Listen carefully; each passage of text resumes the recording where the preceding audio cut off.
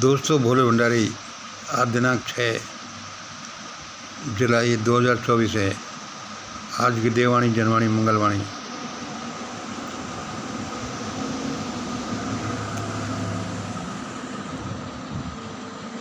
दोस्तों, मैं एक छोटा सा आदमी हूँ। उम्र चाहे मेरी कुछ भी हो, लेकिन मैं एक निहायत ही साधारण सा छोटा सा आदमी हूँ।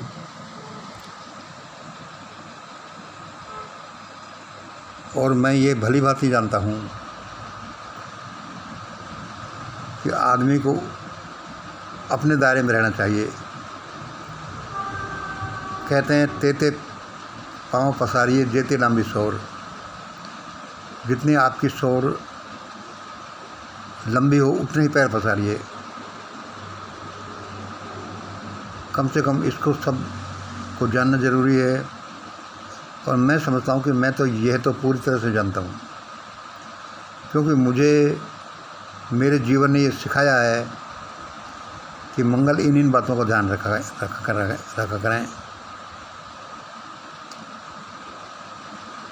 आदमी के कामों में, उसके बोलने में, उसके सोचने में, उसकी हरकतों में, उसके एटीट्यूड में,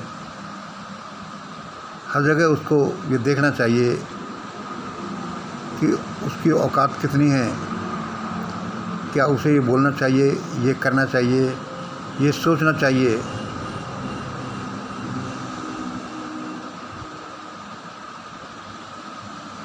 वरना ये दुनिया एक जंगल की दुनिया है,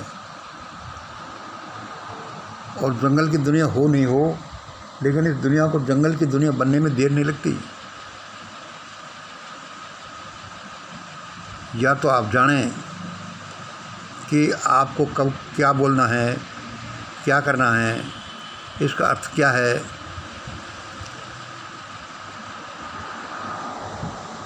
मैं ये आपको भूमिका क्यों बांध रहा हूँ, क्योंकि मुझे अभी आपके सामने कुछ ऐसी बात कहनी है जो थोड़ी ऊंची ऊंची सी लगेगी।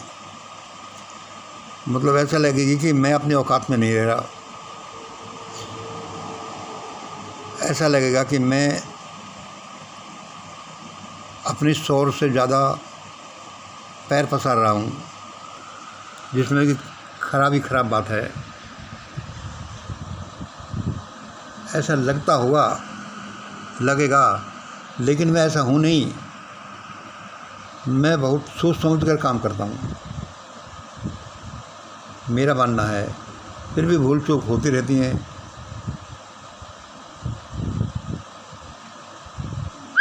मैं तो एक साधारण सा आदमी हूँ, मुझसे तो भूल चूक ज़्यादा ही होती होंगी। फिर भी मैं आज आपको क्या बता रहा हूँ, वैसे तो एक वीडियो बना रहा हूँ। मैं क्या बता रहा हूँ, एक अचंभित कर देने वाली बात। आज सुबह अर्ली मॉर्निंग में मैं एक वीडियो देख रहा था। चैनल थी दीपक शर्मा। वैसे ज़्यादातर लोग जानते हैं कि दीपक शर्मा चैनल एक अद्भुत चैनल है। उसके संचालक दीपक शर्मा एक अद्भुत आदमी हैं और बड़ी खरी बात कहते हैं। बड़े वैज्ञानिक आधार पर विश्लेषण कर करके ऐसा बोलते हैं कि सामने वाला व्यूअर भाव विभोर हो जाए। उनका मैं एक वीडियो देख रहा था।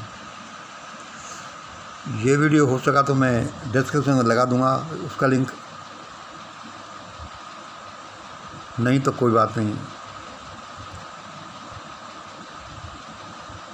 उसमें उनके शब्द, शुरुआत के शब्द थे,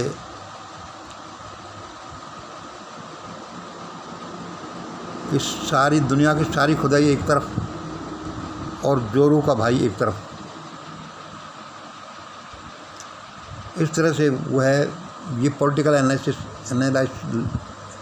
एनालिस्ट हैं जो इस तरह का विश्लेषण करते रहते हैं। मैं इनको बड़े चाव से सुनता हूँ।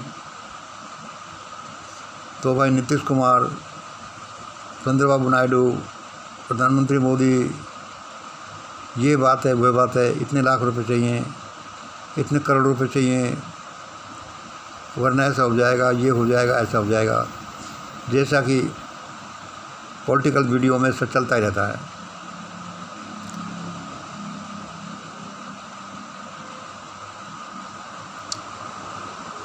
मैं ये सुन ही रहा था, मैं उस वीडियो में ये बातें सुन ही रहा था। बता रहे थे कितनी आफत में पड़े हुए हैं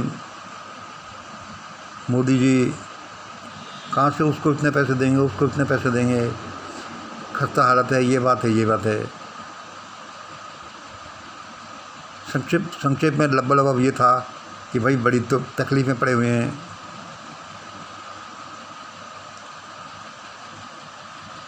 मैं जो आपको अपने वीडियो में बोलता रहता हूँ कि वह एक देववाणी होती है, वह एक आकाशवाणी जैसी होती है, एक देवी प्रेरणा होती है, एक डिवाइन मैसेज होता है। यद्यपि वह, उसको मैं पहले से जानता होता हूँ ज़्यादातर चीज़ों को, लेकिन वह एक कन्फर्मेशन होती है ईश्वर की तरफ से कि मंगल ऐसा हो रहा है, चाहे मैं उसको पहले से जानूँ या नहीं जानूँ। तो जैसे ही मैं ये दीपक शर्मा जी का वीडियो सुन रहा था, मुझे डिवाइन मैसेज आया, मंगल मंगल सुनो। देखो फिर मैं ये जो शब्द कह रहा हूँ, अभी कुछ खुलासा कर रहा हूँ, इसके लिए भाई किसी को के लिए बुरा लगे, मैं बहुत सॉरी हूँ। मैं छोटा सा आदमी हूँ, लेकिन मैं कोई गंदा आदमी नहीं हूँ, किसी को बुरा नहीं चाहता। सब लोग अपनी अपनी मजबूरियों के पुतले हैं। इसने जिसको जैसा बना दिया, जैसी उसकी सामाजिक, आर्थिक, पारिवारिक परिस्थिति दे दी, उसके अनुसार वह बना है, वह बेचारा क्या करे।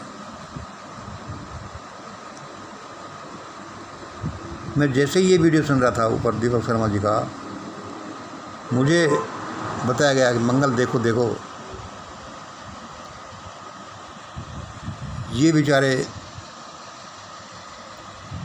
दीपक शर्मा, उनके साथ के ये दूसरे एंकर्स जो भी दूसरे वो भी अद्भुत थे, ये बेचारे जानते क्या हैं। मुझे बताया गया डिवाइन मैसेज ने कि देखो मंगल, ये बेचारे जानते क्या हैं। असलियत तो यह है कि असलियत तो यह है, उस देवी आवाज़ ने मुझे कहा कि मंगल, असलियत तो यह है कि ये हमारे प्रधानमंत्री मोदी साहब के प्राण, इनकी जान चुटकियों में चली जाने वाली है।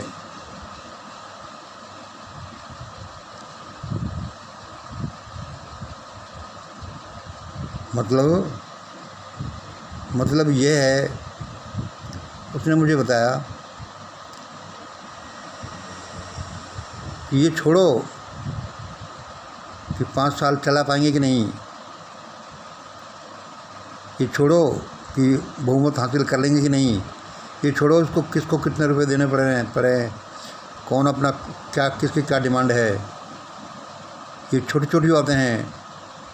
उस देवी आवाज़ ने मुझे कहा, मंगल, असली बात तो ये है कि ये बेचारे नरेंद्र मोदी की जान चुटकियों में चली जाएगी। ये ऐसे भंवर में फंसे हैं, हारना जीतना, गद्दी पर रहना नहीं रहना, ये तो छोटी छोटी बातें हैं। ये बेचारे नरेंद्र मोदी का जीवन ऐसे भंवर में फंसा हुआ है। वो क्यों फंसा हुआ है, ये अलग प्रकरण है। ऐसे भंवर में फंसा हुआ है जिसमें कि इनकी जान बचने की कोई संभावना नहीं है। मैंने सारा वीडियो सुनता मैं बंद हो गया, मैंने कहा यार कोई ये क्या कह गया मुझे। देखो, हम चाहे किसी के कितने विरोधी हों, कितने विचार हम किसी से मेल नहीं खाएं, लेकिन किसी को भी किसी के बारे में ऐसी कल्पना नहीं, ऐसी कल्पना नहीं करनी चाहिए कि जो उसकी जान के ही विरुद्ध हो।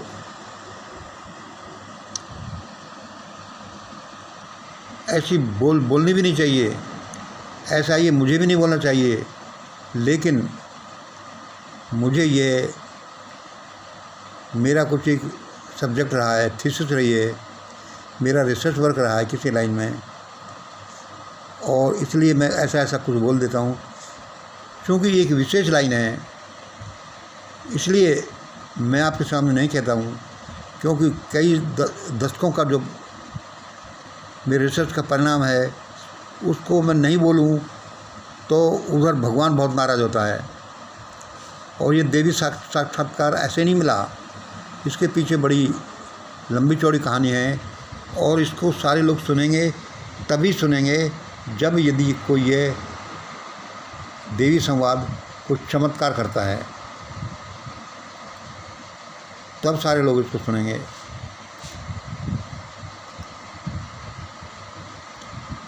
मतलब कि हमारे प्रधानमंत्री नरेंद्र मोदी का जीवन एक ऐसे भंवर में फंसा हुआ है जहाँ पर जीवन बचने की संभावना ही कुछ नहीं है। मंगल, मैंने कहा अच्छा, मैंने कहा सर जीवन तो सबका बचना चाहिए और ठीक ठाक ढंग से भी जीवन पास भी होना चाहिए।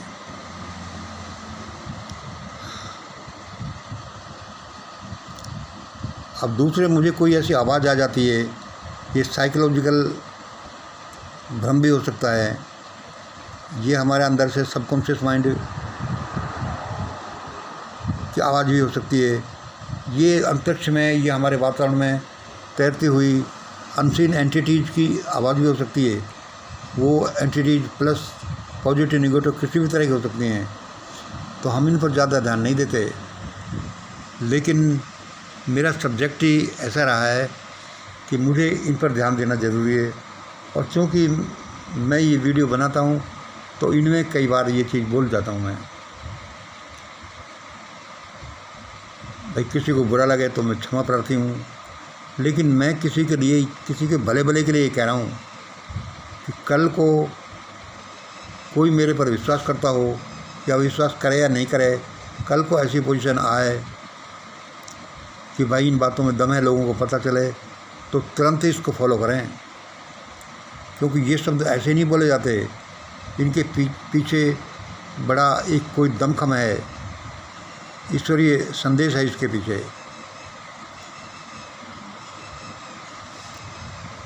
तो दोस्तों, आज मुझे यही मैसेज देना है। मैं सुबह से इसको सोच रहा हूँ, इसको बोलना चाहिए कि नहीं बोलना चाहिए, क्योंकि बोलना भी इसके हिसाब से है, दुनिया के हिसाब से बोला जाता है। तो ऐसे ही सारी चीज़ नहीं बोल देते, उससे आपका जीवन भी तकलीफ में पड़ सकता है। लेकिन चूँकि मेरा एक तो ये सब्जेक्ट मैटर यही है, दूसरे ये ईश्वरीय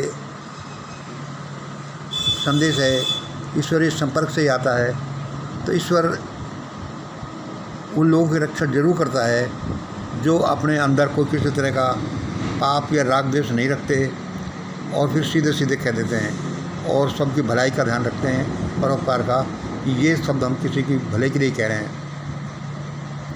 और वह क्या है कि अब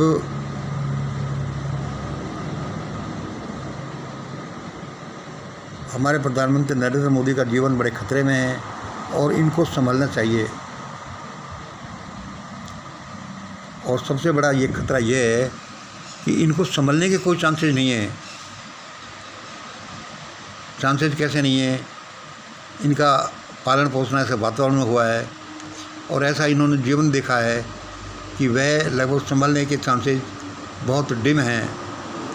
लेकिन अपन तो भगवान से प्रार्थना कर सकते हैं, अपन तो किसी को चेता ही सकते हैं, किसी के बारे में अच्छे विचार ही रख सकते हैं कि भाई देखो ऐसा है, और मैंने ये रख दिया कि ऐसा ऐसा करें। श्री मोदी जी का जीवन बड़े खतरे में है और खतरा ये नहीं है कुर्सी जाती है कि कुर्सी आती है, सम्मान जाता है कि आता है। यहाँ प्राणों, यहाँ जीवन की बात हो रही है।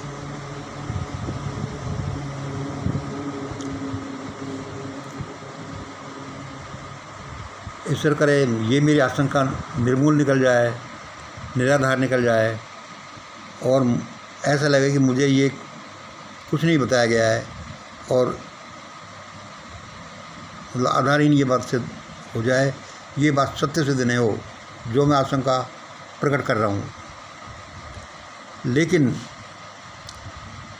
मैं मेरे जो फिजिकल पैरामीटर्स देखता हूँ, मैं जो लॉजिक को देखता हूँ, भौतिक साइंसेज के आधार पर देखता हूँ, मनोवैज्ञानिक के आधार पर देखता हूँ, और जो षड्यंत्र है उसके आधार पर मैं ज़्यादा इसको विश्लेषण करता हूँ, तो मुझे कोई ऐसा पॉइंट नहीं दिखता जिससे मैं कह सकूं 1% क्या 0.1%, 0.01% भी ये दिखाई देता हो कि इस आदमी का, मोदी जी का जीवन सेफ रहेगा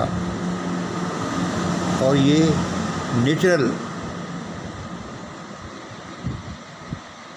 नेचुरल अवसान को प्राप्त होंगे।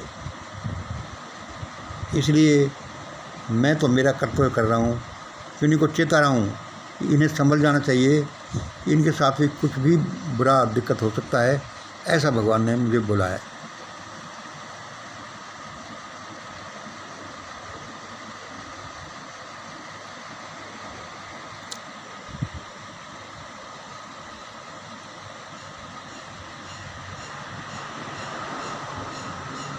षड्यंत्र विज्ञान क्या है ये कभी मैं डिटेल में बताऊंगा, थोड़ा थोड़ा कभी कभी बताता रहता हूँ, लेकिन चूंकि ये एक अननोन साइंस है दुनिया के लिए, मुझे भगवान ने इस बारे में कुछ बता दिया है, मैं आपको बताता रहता हूँ। सभी सुखी रहें, देश सुखी रहे। और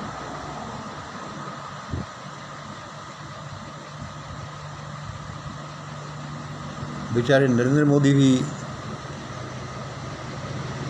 अपनी हालतों के पुतले हैं जैसे कि और लोग हैं, उसमें इनका भी क्या दोष है। असल में हम सबका लमसम सारे रेस्पॉन्सिबल होते हैं किसी घटना के लिए, क्योंकि वे ऐसा बिहेवियर करते हैं, क्योंकि हम उन बिहेवियर के लायक हैं, हम ऐसा करवाते हैं, इसलिए वो ऐसा करते हैं। तो ना उनको क्या ज़रूरत पड़ी ऐसा व्यवहार करने की। हम लोग भी उन्हीं चीज़ों के लायक हैं जो दुनिया हमारे साथ करती है। कुछ चीज़ वैसे नहीं हो जाती। अपन लोग कितने रास्तों में चलते हैं और कोई गाड़ी या कोई मोटरसाइकिल कितनी दूरी पर चलती रहती है, लेकिन वो किसी के यहाँ टकराती है, किसी के यहाँ नहीं टकराती। तो ये वैसे नहीं हो जाता। इसका एक पूरा विज्ञान है, पूरा इसका विश्लेषण है, कहाँ वो किस आदमी के पास कब लगेगी, क्यों लगेगी, और इसी आदमी के साथ क्यों हुआ। सैकड़ों किलोमीटर के, 10 किलोमीटर के स्पान में कितने लोग रास्ते में आए और ये किसी के भी भिड़ जाती, लेकिन नहीं, उसको तो यहाँ भिड़ना ही था। इसलिए कहते हैं कि nothing happens by chance, this is the world of perfect law and order. इसलिए दोस्तों,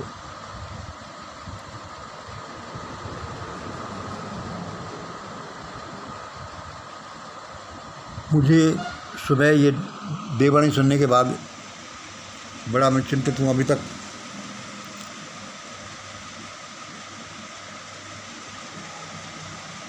कि हमारे मोदी जी पर कितना बड़ा खतरा है, और ज़्यादा खतरा ये है कि उसके बाद भी ये अपने आप को संभाल नहीं रहे, अपना रास्ता चेंज नहीं कर रहे, ये ज़्यादा खतरा है।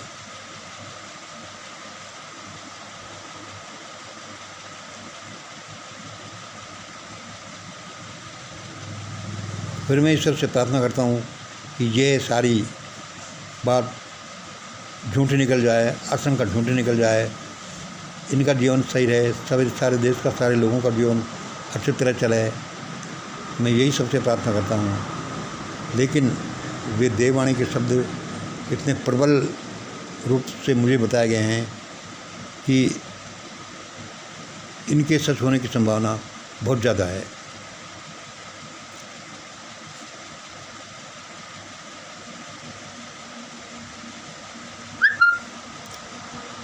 धन्यवाद दोस्तों।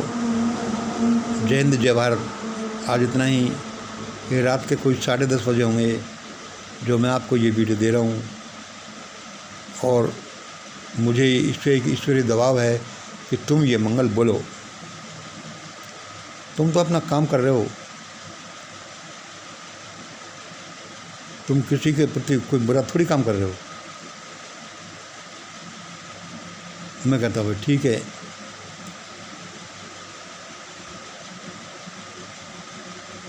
मेरे षड्यंत्र विज्ञान के अनुसार तो भारत में बाबेला सा मचेगा, बड़ी भगदड़ सी मचेगी,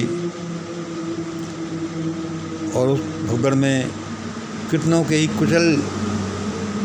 कुचल जाने के आसार हैं। लोग तड़प तड़प कर मर सकते हैं, क्योंकि सारे हालात ऐसे ही बन रही हैं, परिस्थितियाँ ऐसी बन रही हैं। क्या किया जाए, कुछ समझने का नाम ही नहीं ले रहा। कोई छोटा हो या कोई बड़ा हो, कोई चपरासी हो या कोई सीनियर IAS अफसर हो, कोई समझने का नाम नहीं ले रहा। यहाँ सारे कोई में भंग पड़ी हुई है, इसलिए भारत के लोग अब भुगतेंगे। यहाँ बड़ी भगदड़ मच सकती है, जिसमें कितने लोग कुचल कर मर सकते हैं।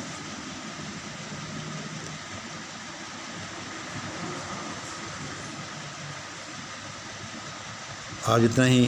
जय हिंद, जय Bharat. Good night. Thank you.